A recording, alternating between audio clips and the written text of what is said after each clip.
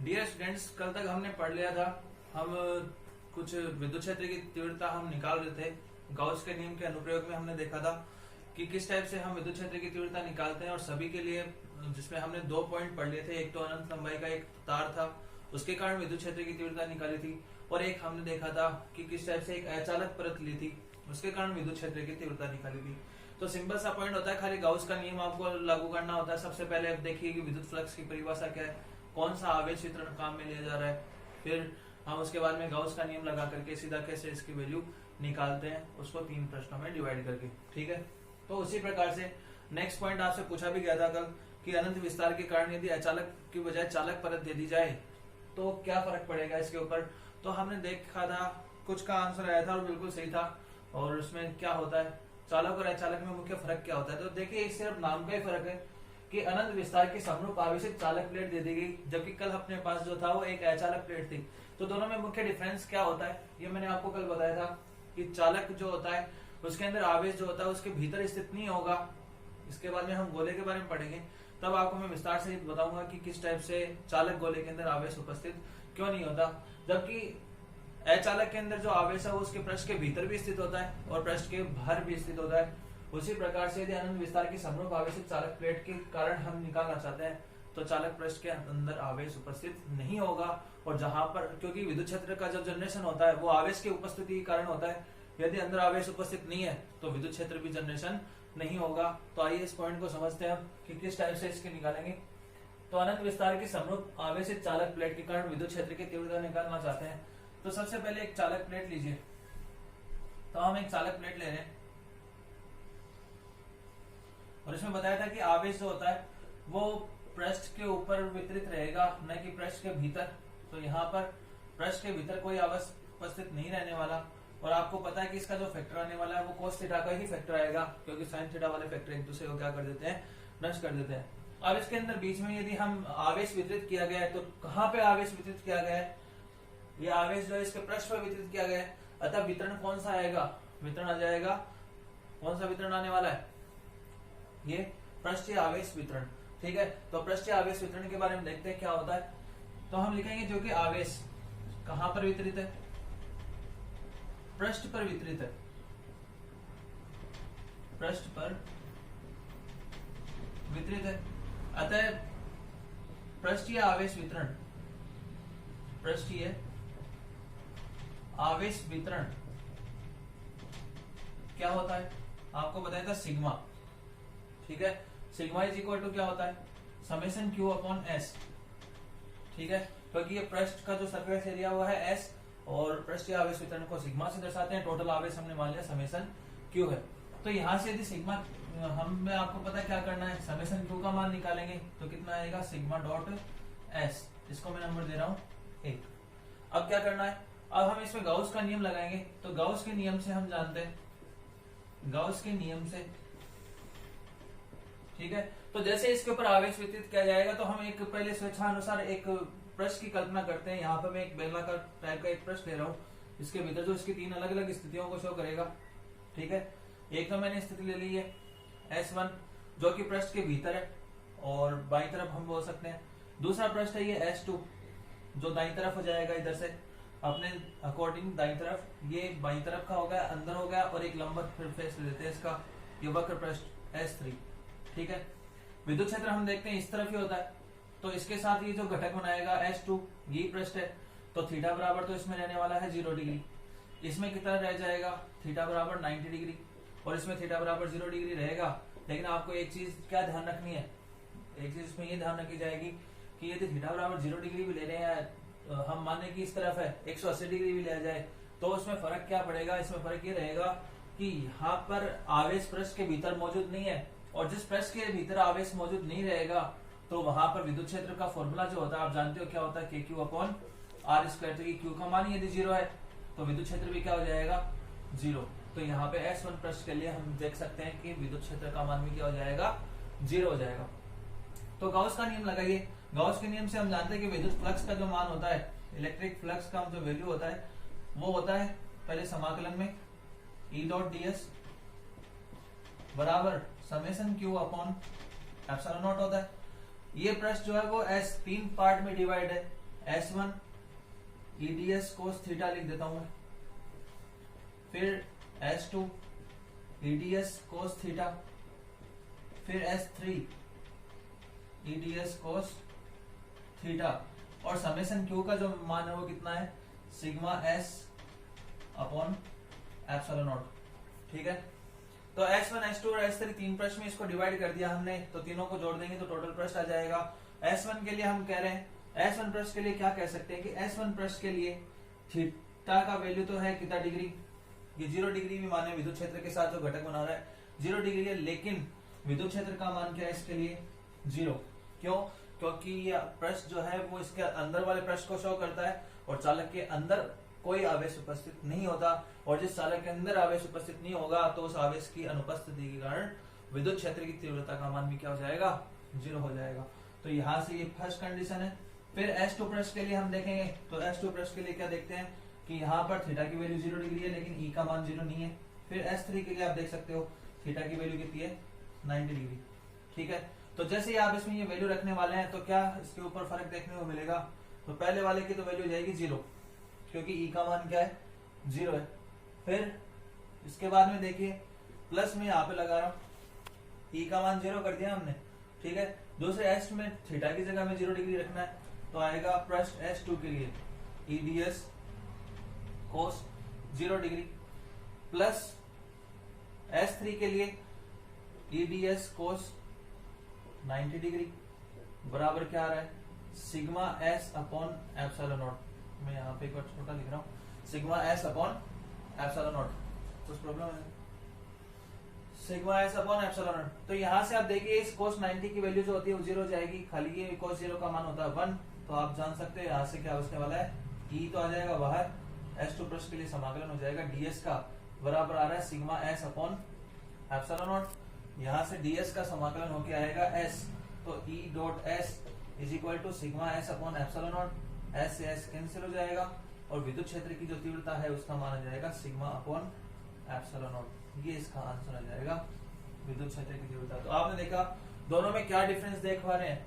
कि चालक के कारण तो आता है सिग्मा अपॉन एप्सिलॉन नॉट, और अचालक के कारण हमने देखा था सिग्मा अपॉन 2 एप्सिलॉन नॉट आता है, तो सिर्फ 2 का ही अंतर रहेगा, आधा हो जाएगा ये मान, बस ये इसमें डिफरेंस रहता है। चालक और अचालक में दोनों ही मोस्ट इंपोर्टेंट पॉइंट है, एक साल छोड़ के किसी भी सवाल को रिपीट किया जा सकता है एग्जाम में, कैसा भी क्वेश्चन आपके पास आएगा। तो आपको समझना ये है कि कहाँ पर विद्युत क्षेत्र की तीव्रता प्लस होने वाली, कहाँ पे कितना मान आएगा, कौन सा थीटा का फैक्टर यूज करना है, तो ये आप चीजें आपको ध्यान रखनी है। आई होप ये क्लियर हो गया होगा।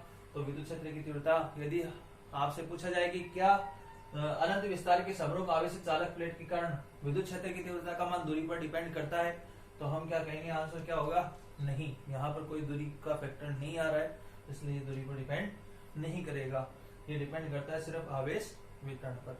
आई होप क्लियर हो गया होगा।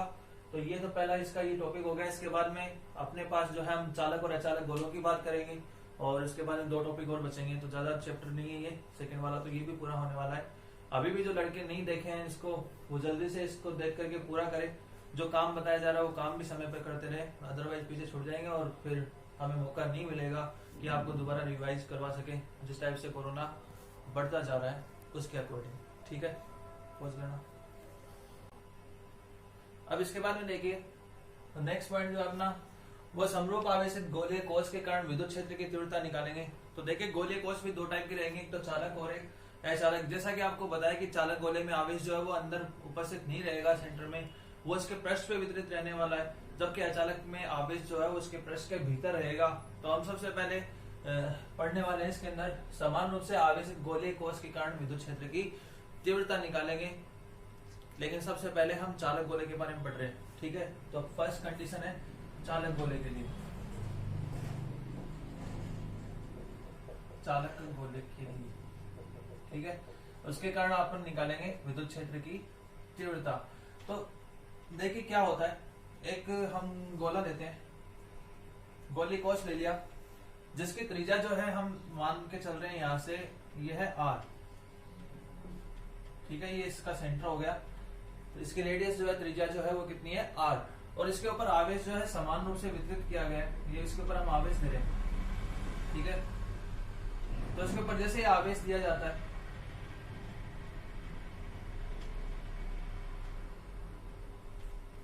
तो ये आवेश इसके पृष्ठ पे वितरित होता है, क्योंकि चालक है। अब चालक के अंदर एक्चुअल में आवेश तो क्या होता है कि इसके भीतर ही दिया जाता है, लेकिन ये सेम चार्ज क्या होते हैं कि पहले तो इसके अंदर रहेगा, लेकिन ये जो टाइमिंग होता है कुछ नैनो सेकंड के लिए होता है कि जैसे ही यहाँ पे आवेश इसके भीतर दिया जाएगा तो सेम चार्ज के बीच में क्या लगेगा, प्रतिकर्षण लगेगा, जिसकी वजह से ये एकदम अधिकतम दूरी प्राप्त करने की कोशिश करेंगे, जिसकी वजह से ये इसके पृष्ठ के ऊपर आ जाते हैं। तो इस प्रतिकर्षण के कारण ऐसा होता है कि सेम चार्ज जब यहाँ पे दिया जाता है तो देने की वजह से वो दूर हटते हैं, और ये जो टाइमिंग होता है वो कुछ नैनो सेकंड के लिए होता है।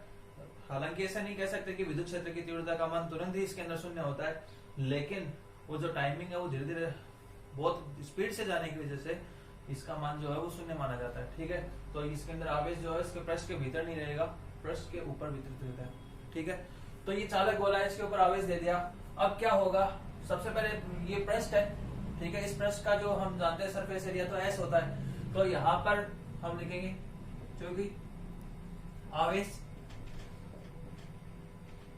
क्यू लिख देता हूं, या समेशन क्यू लिख दीजिए। आवेश समेशन क्यू कहां पे वितरित है, समान रूप से गोले के पृष्ठ पर वितरित है, गोले के पृष्ठ पर वितरित है,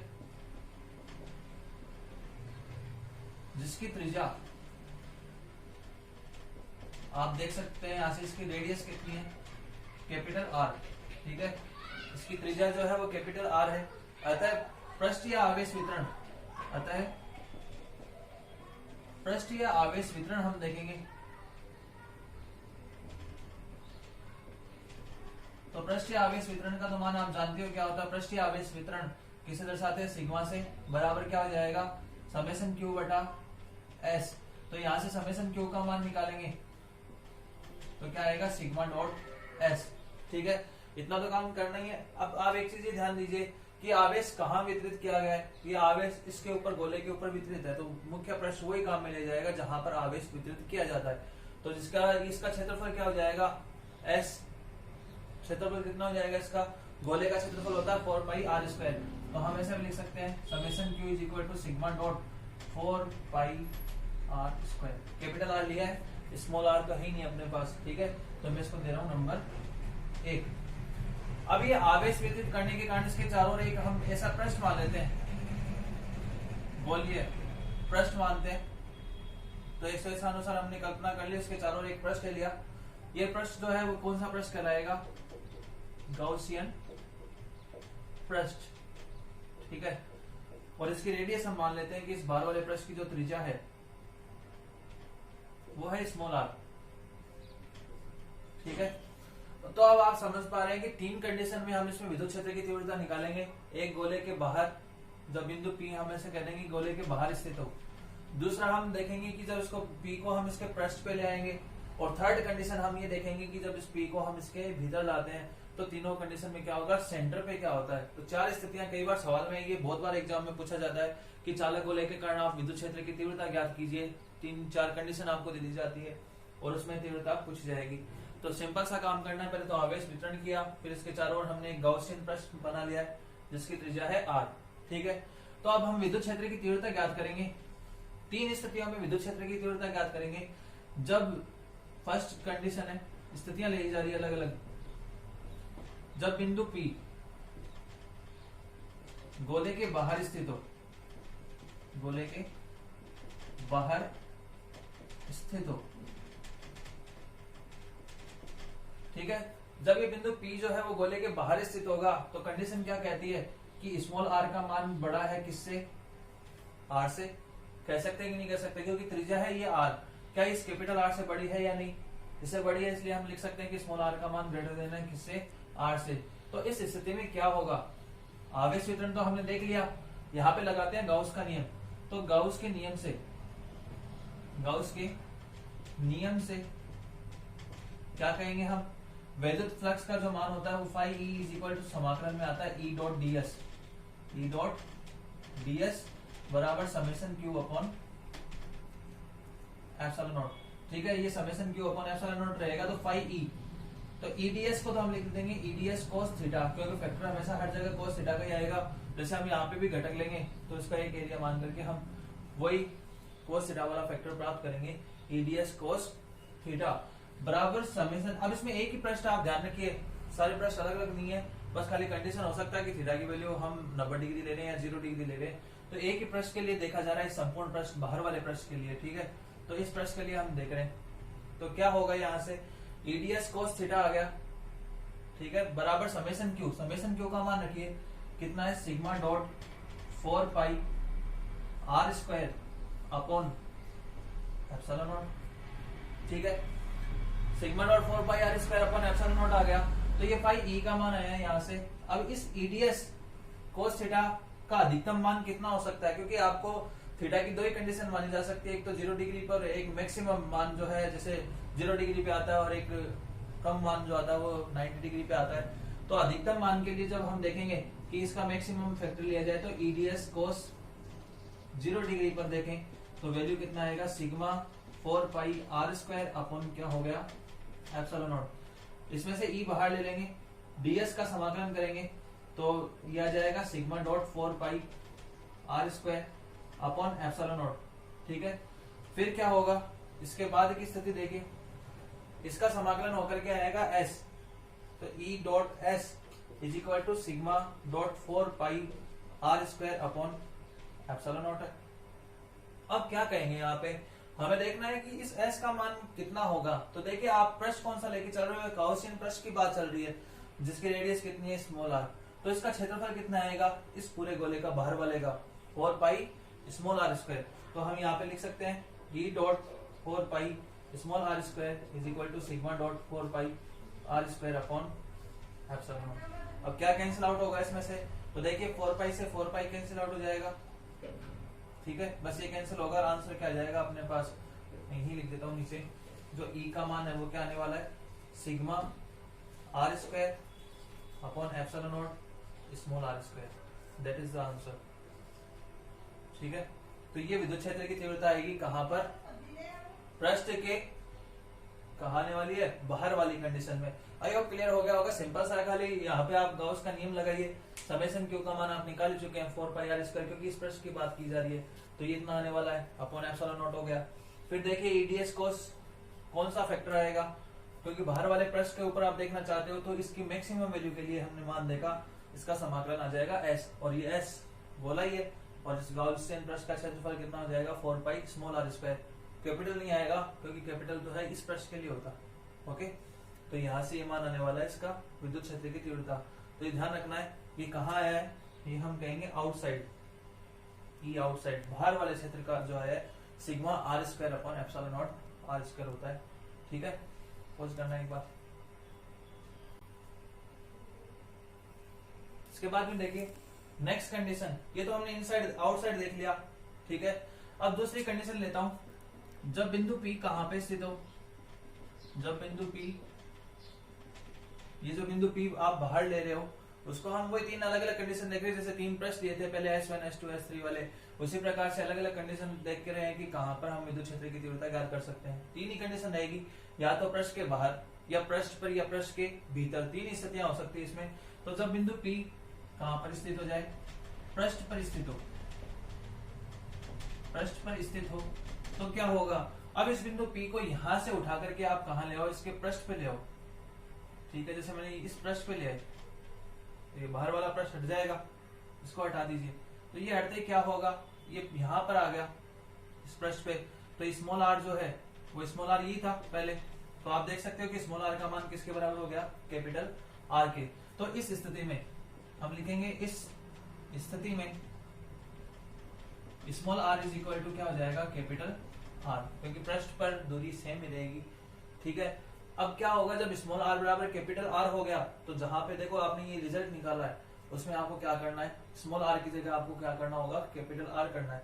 तो सूत्र लिखिए, तो इस सरफेस पे, ठीक है, इस सरफेस पे क्या हो जाएगा, e s is equal to, formula था sigma are square upon epsilon naught, are square की जगह हम क्या लिख देंगे, कैपिटल आर स्क्वायर। जैसा कि मैंने आपको बताया कि इसमें ज्यादा कुछ चेंज नहीं करना, नहीं आपको निकालने की जरूरत पूरी, खाली इतना सा करना है कि जहां पे स्मॉल आर है वहां पे आपको क्या करना है, कैपिटल आर। तो इस आर स्क्वायर से आर स्क्वायर कैंसिल हो जाएगा, और इस सरफेस पृष्ठ पे कितना मान आएगा, सिग्मा अपॉन एप्सिलॉन नॉट। तो आप देख सकते हो यहाँ पर सरफेस के ऊपर दूरी पर वैल्यू डिपेंड नहीं कर रही, जबकि यहाँ पर दूरी पर डिपेंड करता है, इसके व्युत्क्रमानुपाती आता है वर्ग के, और यहाँ पर ही डिपेंड नहीं कर रहा। अब थर्ड कंडीशन लीजिए। थर्ड कंडीशन में देखते हैं, बस तीन स्थिति रहती है, एक सेंटर पे मानी जाती है, जब बीच में नहीं रहेगा तो सेंटर पे तो आने वाला है ही नहीं। तो जब बिंदु P, थर्ड कंडीशन में जब बिंदु P कहां पर स्थित हो, पृष्ठ के भीतर स्थित हो,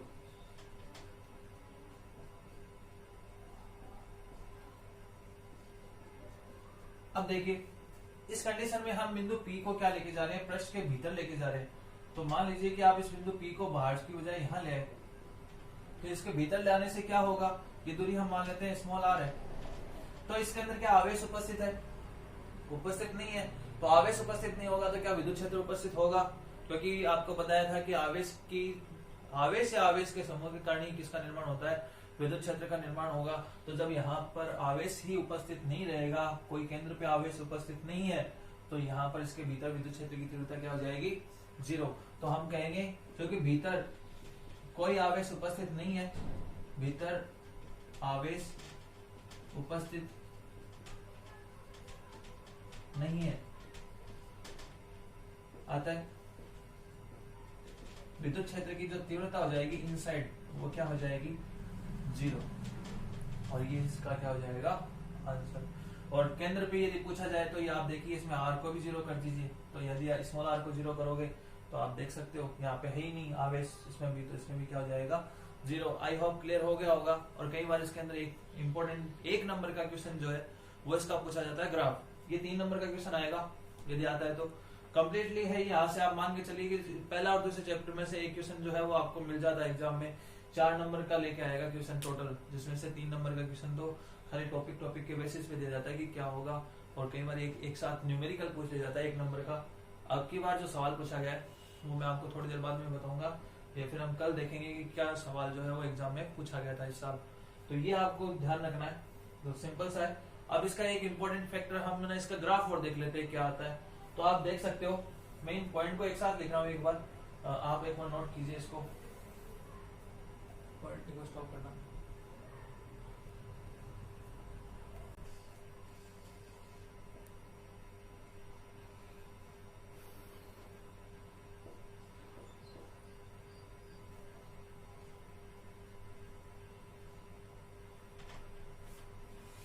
चलो स्टार्ट।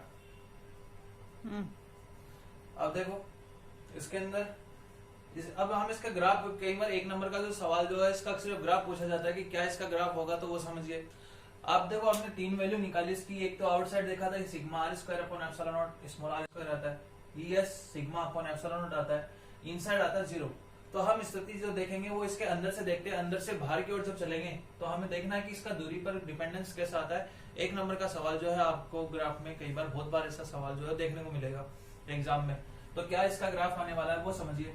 तो देखो इनसाइड वाली स्थिति के अंदर क्या दूरी पर डिपेंड करता है, नहीं करता, यानी कि इनसाइड जो है कंडीशन वो 0 पे रहती है, ठीक है। फिर आप देखिए क्या इसमें दूरी सरफेस पर दूरी पर डिपेंड करता है, तो यहाँ पर कोई दूरी पर डिपेंड नहीं करता। तो मैं यहाँ तक देख लेता हूँ, मैं इसको लिख देता हूँ सरफेस, यहाँ तक ऐसी स्थिति हम सरफेस तक की मान लेते हैं, क्योंकि इसके अंदर ये मान जो है वो दूरी पर डिपेंड करेगा ही नहीं है, कॉन्स्टेंट है यहाँ, ठीक है, विद्युत क्षेत्र का मान। तो और ये है इनसाइड की कंडीशन, इनसाइड यहाँ पर भी डिपेंड नहीं करता। अब देखिए आउटसाइड सिर्फ देखना है, तो ये ग्राफ इतना तो आ गया। आउटसाइड देखिए क्या दूरी पर डिपेंड करता है, तो आप देख पा रहे हैं कि दूरी की क्या है, ये व्युत्क्रमानुपाती। तो इसके जैसे ही आगे चलेंगे तो इसका जो ग्राफ होगा वो इस टाइप से घटता हुआ आएगा, ठीक है, दूरी के साथ, ये दूरी के साथ इसका ग्राफ घटता हुआ आ जाएगा। तो आप देख सकते हैं कि आउटसाइड हमने लिख दिया है यहाँ पे व्युत्क्रमानुपाती है आर स्क्वायर के। तो ये ग्राफ जो है वो कई बार 1 नंबर का पूछा जाता है, और ये आपको ध्यान में रखना है, जब ये टॉपिक आए तो इसमें आपको ये ग्राफ साथ में इंक्लूड करना पड़ेगा। आई होप क्लियर हो गया होगा। अब इसके बेसिस पे आपको एक सवाल जो है वो मैं पूछ लेता हूँ, फिर आज के लिए इतना ही रखेंगे, ठीक है, पोज करना। अब देखिए इसके बारे में इसका एक क्वेश्चन जो है जो आपको एक करना है, अपनी नोटबुक में भी करना है, और इसका आंसर मुझे बताइएगा क्या आ रहा है कमेंट बॉक्स के माध्यम से। देखो एक बंद प्रश्न दिया गया है, एक बंद प्रश्न मान लीजिए, ये हमने एक बंद प्रश्न ले लिया, ठीक है। उसमें बताया जा रहा है किस में प्रवेशित विद्युत फ्लक्स का मान दे रखा है, ये प्रवेशित विद्युत फ्लक्स है फाई ई, प्रवेश करने वाला तो ये है, तथा यहाँ से निर्गत फ्लक्स उसी बंद सतह से उसी तरफ से निकलता है, कितना मान, ये फाई टू निकल रहा है मान लीजिए, ठीक है। तो आपको मैंने याद हो तो बताया था कि इसके नियम की क्या खास बात होती है, आने वाले को क्या यूज करना है माइनस और जाने वाले के लिए प्लस करना है। तो यहाँ पे आपको देखना है, दोनों को फ्लक्स निकाल लिया, सतह के अंदर आवेश की गणना कीजिए। अब आपको इसके अंदर बताना है कि इसके अंदर आवेश कितना होगा, तो इसके अंदर आवेश ज्ञात करना है, तो गाउस का नियम लगाइए और आई होप आपको क्लियर हो जाएगा। तो इसका आंसर जो है वो आपको अपने कमेंट बॉक्स के माध्यम से बताना है और अपनी नोटबुक में भी करना है, ठीक है। तो आज के लिए इतना ही, थैंक यू, धन्यवाद।